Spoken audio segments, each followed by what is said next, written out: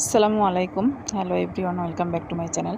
এখানে আমি ছোটো বেবি সুইট মিষ্টি বানানোর জন্য প্রথমে গুঁড়া দুধ নিয়েছি হাফ কাপ, আর সাথে আড়াই টেবিল চামচ ময়দা এবং সাথে সামান্য 1 চিমটি কর্নফ্লাওয়ার না, সামান্য 1 চিমটি বেকিং পাউডার নিতে হবে, বেকিং সোডা না। আর 2 টেবিল চামচ ঘি নিয়েছি এবং এটা আমি লিকুইড দুধ দিয়ে মাখিয়ে নিচ্ছি ভালোভাবে। এটা ডিম দিয়েও মাখানো যায় দুধের পরিবর্তে, তো আমি এখানে লিকুইড দুধ দিয়ে মাখিয়ে নিলাম ভালোভাবে। এখন অল্প একটু টাইমের জন্য রেস্টে রাখবো, আর তারপরে আমি এটা দিয়ে দ্রুতই মিষ্টিগুলোর শেপ দিয়ে নিয়েছি, ওটার ভিডিও করতে পারিনি। আর তারপরে আমি ওটা ভাজতে চলে গেছি, বানানোর সাথে সাথেই ভাজতে যেতে হবে, এটা রেখে দেওয়া যাবে না।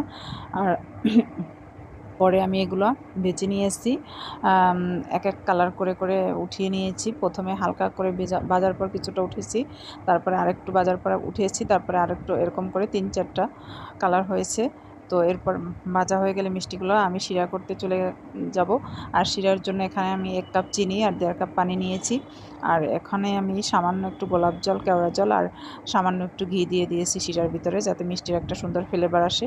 আর তারপরে একদম মিষ্টিগুলো এখন শিরা বলক উঠলে দিয়ে দিচ্ছি। আর তারপরে মিষ্টিগুলো জাল করে নেব। 20 থেকে 25 মিনিট জাল করতে হবে, তো আমি এখানে 20 মিনিট জাল করে নিয়েছিলাম। আর তারপরে এখানে